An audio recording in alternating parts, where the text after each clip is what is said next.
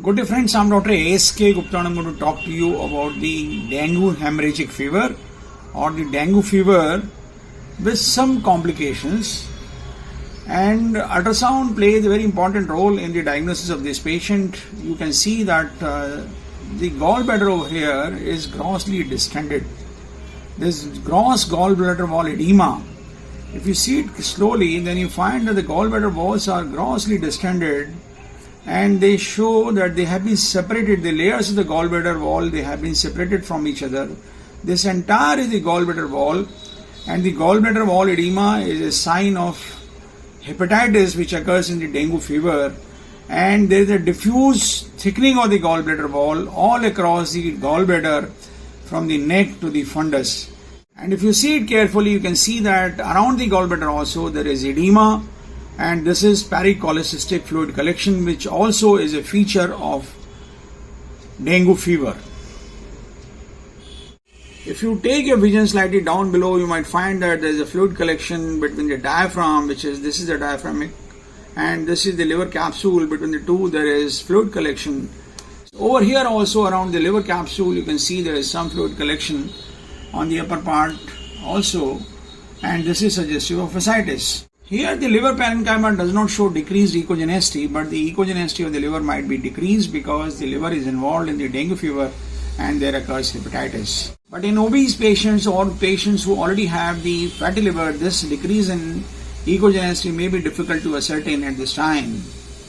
In good number of patients, the liver may be increased in size, but here the liver size is nearly normal.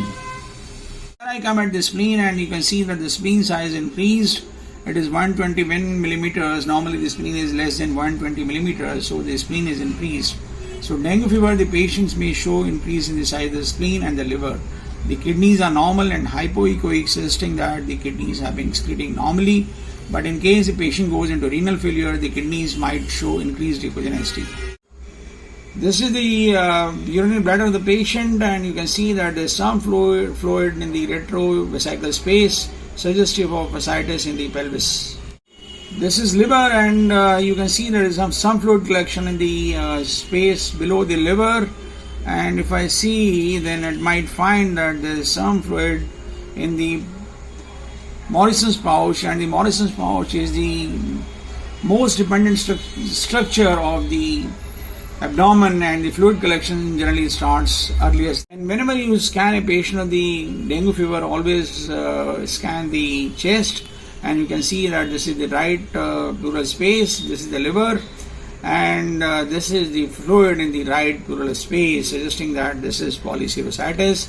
Let's see on the left hand side. On the left hand side, this is the spleen, and this is free fluid in the left CP angle, a good amount of fluid. So this patient is having ascites, this patient is having pleural effusion on both the sides. There are three serous cavities in the body. One is the abdomen, that is the peritoneum, second is the pleural space, and third is the pericardial cavity. In case the fluid is present in more than one, that is either the abdomen and the pleural fluid, then it is called as the polyserositis. So this patient of dengue fever is having polyserositis along with the edema of the gallbladder, along with the pericholecystic fluid collection. As this patient improves with time, this fluid might get absorbed. Let's see how does this patient behave. Now you can see that the fluid has got absorbed, the edema of the wall of the gallbladder has decreased in size, and the gallbladder wall thickness is lesser than before, but there is some fluid collection in the abdomen. The spleen has decreased in size, but there is fluid on the left hand side in the left pleural space. This is the picture of the patient another few days later, and you find that the GB wall edema has further decreased, the pericholecystic edema has also decreased, and the spleen has further decreased.